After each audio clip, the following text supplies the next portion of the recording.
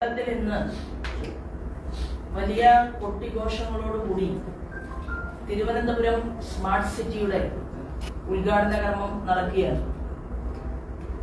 ഇന്ന് വലിയ പരസ്യം മാധ്യമങ്ങളിലൂടെ നമുക്ക് കാണാൻ സാധിച്ചിട്ടുണ്ട്. കഴിഞ്ഞ 9 വർഷം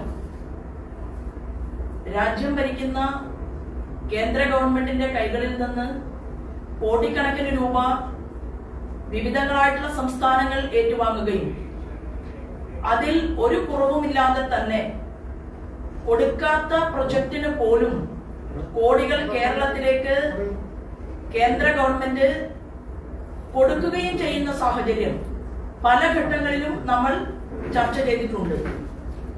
രാജ്യത്ത് നിലനിൽക്കുന്ന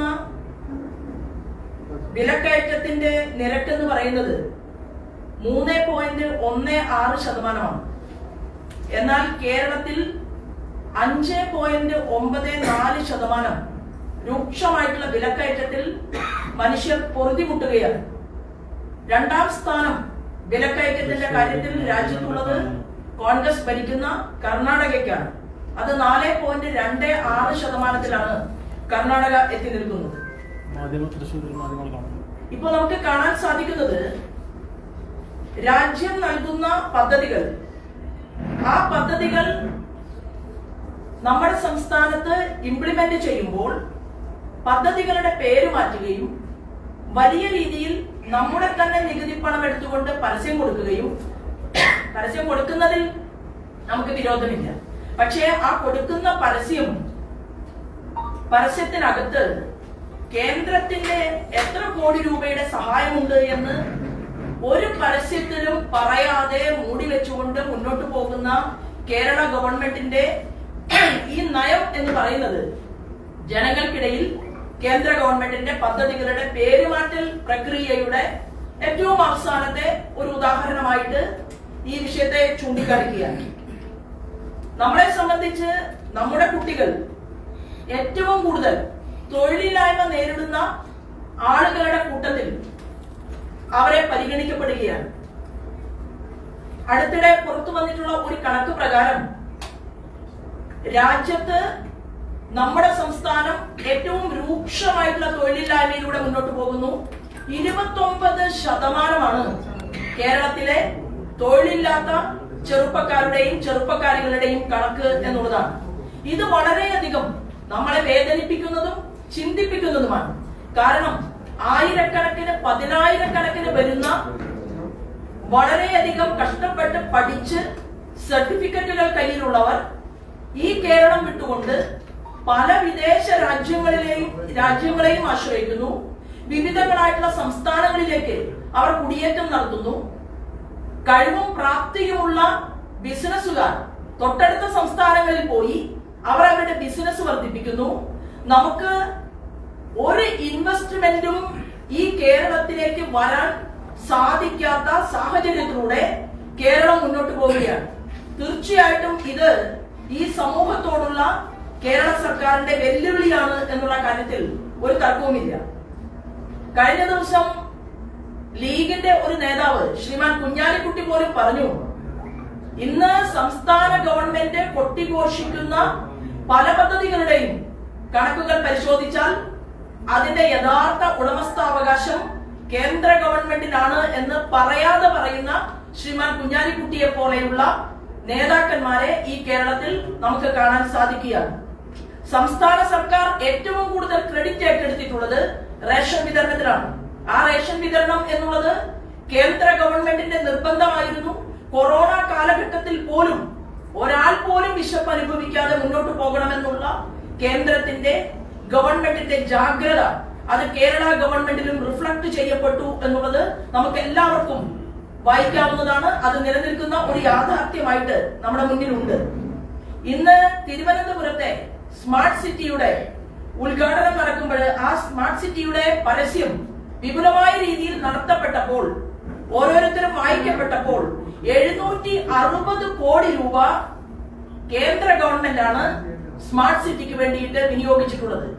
കേരളത്തിന്റെ ബഹുമാനപ്പെട്ട മുഖ്യമന്ത്രിയോട് ചോദിക്കാൻ ആഗ്രഹിക്കുന്നത്, സ്മാർട്ട് സിറ്റികളുടെയും നഗരവികസനങ്ങളുടെയും കാര്യത്തിൽ എത്ര കോടി രൂപ കേന്ദ്ര ഗവൺമെന്റ് നൽകിയിട്ടുണ്ട് എന്നതിനെ കുറിച്ച് കേരളത്തിലെ ജനങ്ങളോട് തുറന്നു പറയാനുള്ള ധൈര്യമുണ്ടോ, അല്ലെങ്കിൽ അതിനുള്ള സത്യസന്ധതയുണ്ടോ? ആ കാര്യം ജനങ്ങളുടെ മുന്നിൽ പറയണം എന്ന് ഭാരതീയ ജനതാ പാർട്ടി ആവശ്യപ്പെടുകയാണ്. രാജ്യത്ത് 100 സ്മാർട്ട് നഗരങ്ങളിൽ ഒന്നായി തിരുവനന്തപുരത്തെ കേന്ദ്ര നഗര വികസന മന്ത്രാലയം തെരഞ്ഞെടുത്ത് പദ്ധതി നടപ്പിലാക്കിയതാണ്. ഈ കണക്കുകൾ കേരളത്തിന്റെ നിയമസഭാ രേഖകളിൽ ഉള്ളതാണ്.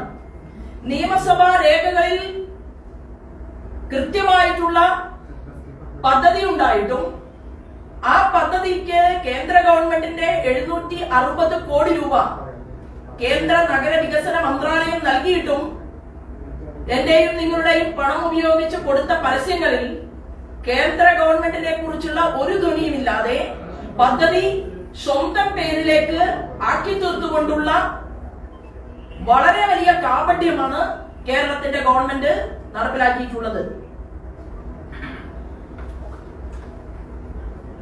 ഓരോ പദ്ധതികളും കേന്ദ്രം പറയുന്ന സമയത്ത് കേരളത്തിൽ നടപ്പിലാക്കാൻ സാധിക്കുന്നില്ല എന്നുള്ളത് ഏറ്റവും ഖേദകരമാണ്.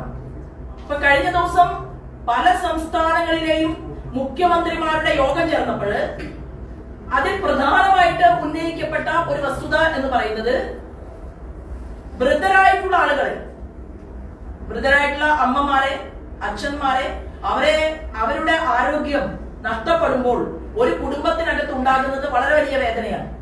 കാലമത്രയും ജോലിയെടുത്ത് മക്കളെയും കൊച്ചുമക്കളെയും സംരക്ഷിച്ചതിന് ശേഷം ആ വീടിനകത്ത് കഴിയുന്ന 70 വയസ്സ് കഴിഞ്ഞ ഈ വാർദ്ധക്യ പ്രായത്തിലെത്തിയ ആളുകൾക്ക് 5 ലക്ഷം രൂപയുടെ ആരോഗ്യ ഇൻഷുറൻസ് പദ്ധതി അത് കൊടുക്കണം എന്ന് കേന്ദ്രം മുഖ്യമന്ത്രിമാരുടെ യോഗത്തിൽ ആവർത്തിച്ച് ആവശ്യപ്പെട്ടിട്ടും കേരള ഗവൺമെന്റ് അത്യന്തം ഖേദകരമായിട്ടുള്ള നിലപാടാണ് ആ വിഷയത്തിൽ എടുത്തിട്ടുള്ളത്.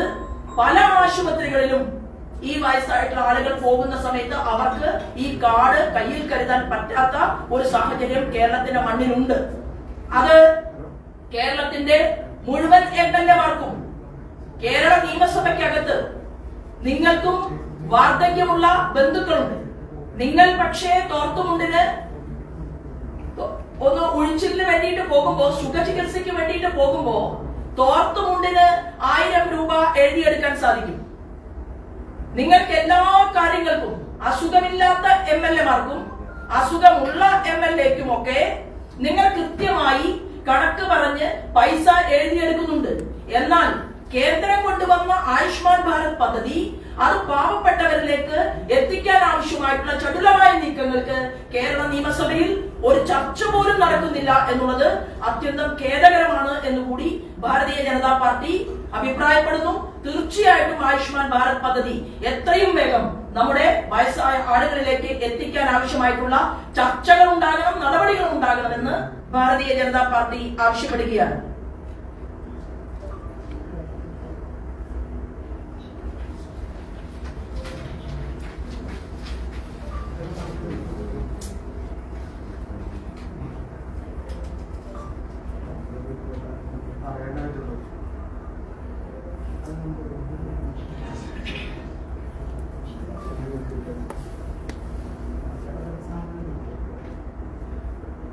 നൈപുണ്യ വികസന പദ്ധതികൾ കൂടുതൽ കാര്യക്ഷമമാക്കിയാൽ നമ്മൾ നേരത്തെ സൂചിപ്പിച്ച യുവാക്കൾ തൊഴിലില്ലായ്മ രൂക്ഷമായിട്ട് അനുഭവിക്കുകയും അവർ ഇവിടെ നിന്ന് പല രാജ്യങ്ങളിലേക്കും പോവുകയും ചെയ്യുന്നുണ്ട്.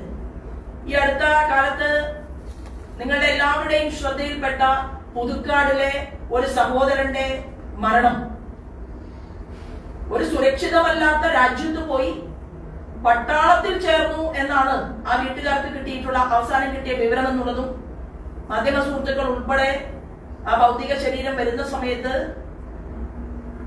ദൃക്സാക്ഷികളായിരുന്നു എന്നുള്ളതും നമ്മൾ ഓർക്കുകയാണ്. കാരണം സുരക്ഷിതത്വമില്ലാത്ത ചെറിയ ചെറിയ രാജ്യങ്ങളിലേക്ക് പോലും നമ്മുടെ ചെറുപ്പക്കാർ കേരളത്തിൽ നിന്ന് പോവുകയാണ്. നൈപുണ്യ പദ്ധതി അത് വളരെ കാര്യക്ഷമമായിട്ട് നടപ്പിലാക്കണം എന്നുള്ളത് കേന്ദ്ര ഗവൺമെന്റിന്റെ ഏറ്റവും വലിയ ആവശ്യമാണ്. അതിൽ പോലും ലാഗിംഗ് ആണ്, വിട്ടുവീഴ്ചയാണ് നമ്മുടെ ഗവൺമെന്റ്, കേരള ഗവൺമെന്റ് നടത്തിക്കൊണ്ടിരിക്കുന്നത് എന്നുള്ളതും ഈ സമയത്ത് ഭാരതീയ ജനതാ പാർട്ടി ഇവിടത്തെ ഈ ഡിപ്പാർട്ട്മെന്റുകളെ നോക്കേണ്ട, അത് അതത് വകുപ്പ് മന്ത്രിമാർക്ക് ചെയ്യാൻ സാധിക്കുന്നില്ലെങ്കിൽ ഈ വകുപ്പ് മന്ത്രിമാരെ വിളിച്ചിരുത്തിക്കൊണ്ട് കേന്ദ്ര ഗവൺമെന്റിന്റെ പദ്ധതി മറ്റു സംസ്ഥാനങ്ങൾ കോടാനുകോടി വാങ്ങിയെടുക്കുന്നത് പോലെ അത് വാങ്ങിയെടുക്കാനും അത് കൃത്യമായി ഉപയോഗപ്പെടുത്താനും അതിനകത്ത് കക്ഷി രാഷ്ട്രീയം മാറ്റിവെച്ചുകൊണ്ട് നമ്മുടെ ചെറുപ്പക്കാരികൾക്കും വേണ്ടി ഈ നൈപുണ്യ വികസന പദ്ധതിയെ എത്തിക്കാനും കേരള ഗവൺമെന്റ് പരിശ്രമിക്കേണ്ടതാണ്. പക്ഷേ അത് വലിയ വിട്ടുവീഴ്ചയാണ് കേരള ഗവൺമെന്റിന്റെ ഭാഗത്തു നിന്ന് ഉണ്ടായിക്കൊണ്ടിരിക്കുന്നത്.